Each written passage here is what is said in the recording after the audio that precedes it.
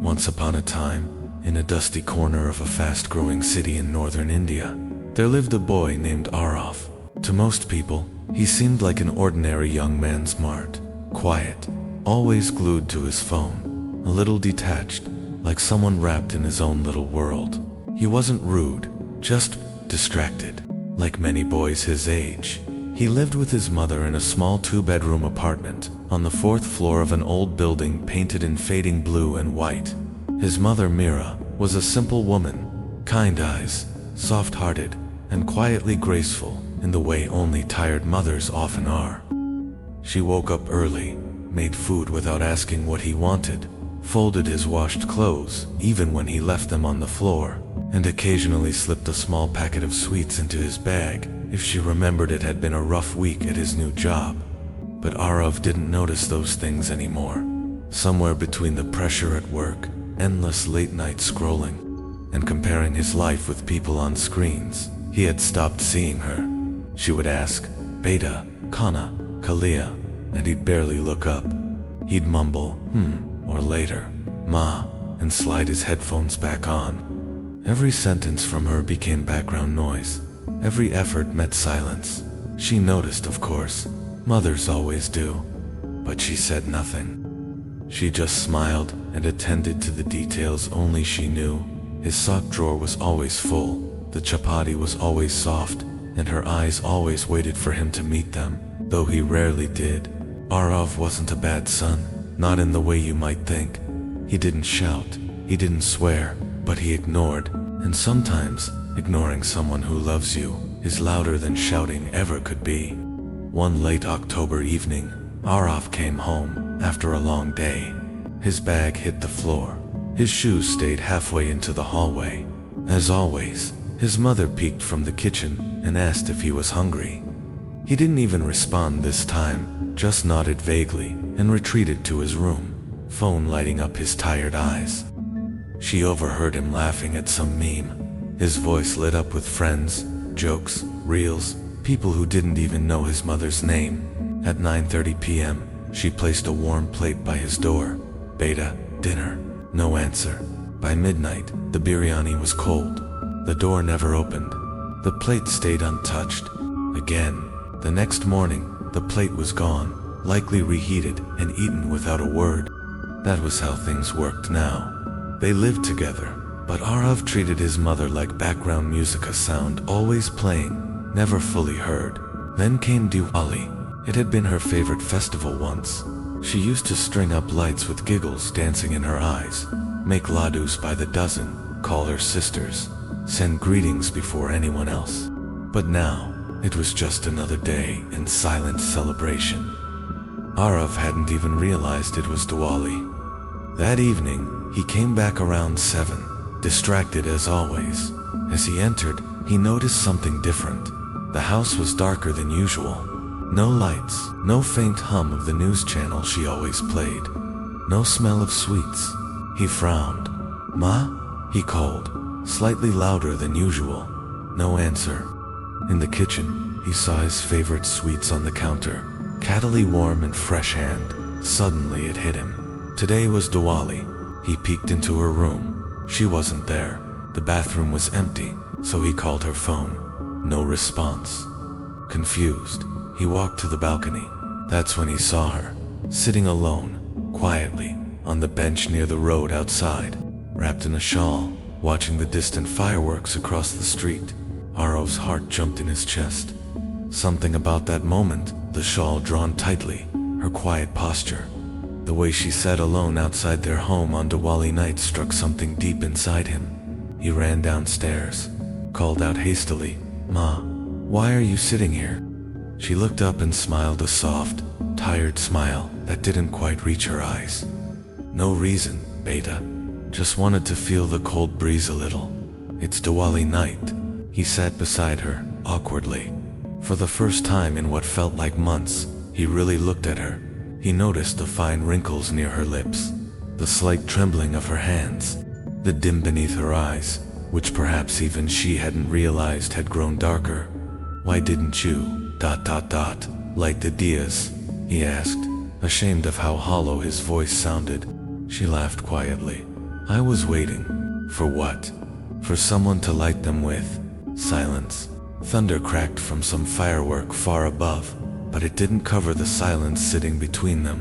Aarav didn't know what to say, so he just sat there, heart heavy with something new, guilt, maybe. Or perhaps, realization. After a while, he got up and said, "Wait here." 10 minutes later, he returned, carrying boxes of diyas, packets of sparklers, marigold garlands, and a steaming cup of tea. He lit each diya one by one, placing them along the balcony railing, under doorways, near the stairs. She followed behind slowly, placing them like prayers whispered into the wind. They didn't speak much, but they smiled, and she laughed. That real, full-bodied, familiar laugh that he hadn't heard in so long.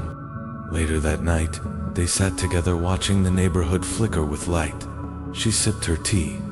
He leaned back, quietly soaking in a warmth that hadn't come from firecrackers. And for the first time in longer than he could remember, he wasn't scrolling.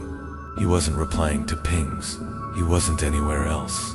He was just there, fully, in a simple moment that didn't need any filter to feel beautiful. That night, as they cleaned up diyas and packed away sweets, she looked at him and said softly, "Thank you for noticing me tonight, Beta." He looked away, lower lip trembling slightly. "I'm sorry, Ma, for not noticing you on all the other nights."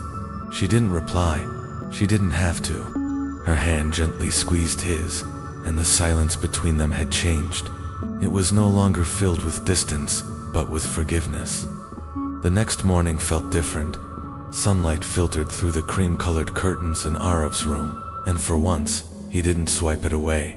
He sat up slowly, rubbed his eyes, and stepped outside, unsure whether the previous night had been a dream or a quiet miracle. Mira was already in the kitchen, humming a tune he hadn't heard in a long time, something old and half-forgotten, perhaps from a radio show she used to love. For a moment, he just stood there, watching. She looked so small, so peaceful, so human. Not an extra in the movie of his life, not background noise, but a woman, a person, someone who had given him everything, invisibly, quietly. Every meal, every washed shirt, every bit of stability he'd come to take for granted, brick by brick, she had silently built his life. And he had walked past her like she was furniture. He closed his eyes. That guilt returned again, the kind that runs cold through your veins. The kind that reminds you of all the little deaths you cause, not by hitting someone, but by ignoring them. Later that afternoon, Aarav sat beside her as she peeled vegetables for lunch. His phone was on silent. No TV played in the background. Just the sound of knives against cutting board and the distant laughter of children playing on the street below. "Ma," he said suddenly, "when did your hair start turning so gray?" She chuckled. "That's what happens when your son never listens." He smiled, though it hurt. "I mean," he said, voice quieter now, "I didn't even notice. You've been aging, and I didn't see it. I didn't see anything." She paused. "It's okay, Beta. That's how it is. Children grow. They get busy. They don't mean harm." "No," he said quickly, shaking his head. "I wasn't just busy. I was absent. And you were here always. I don't know how to make it up." There was silence again. A softer one this time. "You don't have to make it up," she said, placing a hand on his. "You just have to show up now. That's all I ever wanted. You, not your success, not your salary, not even your words. Just ... you." And that stayed with him. From that day forward, something shifted. Not overnight. Habits take time to change. Reflexes take time to rewire. But every shift started somewhere. He began looking up when she spoke. He started noticing little things, the way she always wiped the corners of the photo frames when she dusted, the way her ankle hurt more on humid days, the way she paused before she sat down as if bracing herself. On weekends, he found himself joining her at the market, holding the grocery bag, asking what kind of mangoes were best this year. He helped her download her favorite spiritual songs to her phone, taught her voice messages so she could send something sweet to her sisters.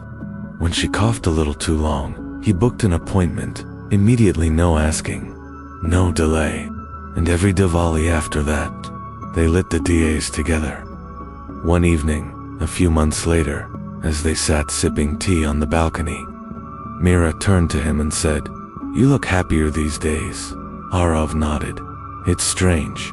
I think I am. I thought work was still stressful." "It is," he said, flicking a tea leaf from his cup. "But coming home doesn't feel heavy anymore. I feel like I'm grounded. Somehow." She smiled and looked out, eyes catching the skyline. "You know," she said softly, "love has a strange way of healing the one who gives it, but it also gives life to the one who receives it. When they finally stop pretending they don't need it." Aarav looked at her, and for the first time in his adult life, he truly understood what she meant.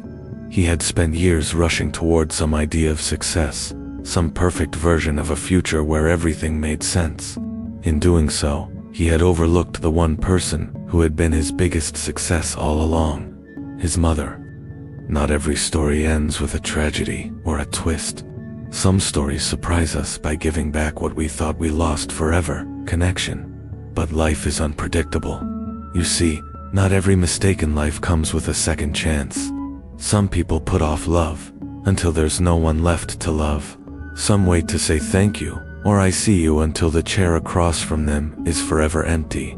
Aarav was lucky. Many are not. 2 years later, when Mira passed away quietly in her sleep, Aarav didn't cry immediately. He just sat there, holding the scarf she always wore to temple, and remembered every single ignored moment like bruises on his memory. But then something else happened. He remembered the Diwali night, the tea on the bench, the diyas they lit, the way her eyes shined under the glow, and he smiled through his tears. Because while he may have wasted time in silence, he didn't end her story with regret. He ended it with attention, with presence, with love.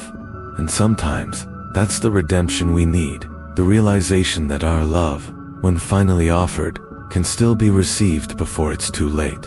A week after the funeral, Aarav found an unopened note she had tucked into an old recipe book. It was short, scribbly, rushed. "Beta, if you ever find this, just know that no matter how many times you ignored me, I always knew you loved me. I just hoped, one day, you would see me too, and you did. That was enough for me." He held the note for a long time, the kind of long that makes you rethink your life. And on the first Diwali after her passing, he lit the diyas alone. Every single one, carefully, slowly, exactly the way she would have liked. Then he made tea for two.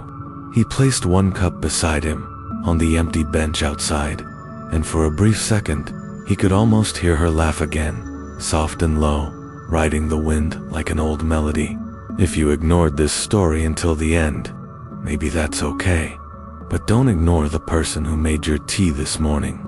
Don't ignore the voice asking how your day was, however repetitive it sounds. Don't ignore the ones sitting quietly in the corners of your life, loving you in silence. Look up, notice them, before one day, all that's left is the memory of how you didn't.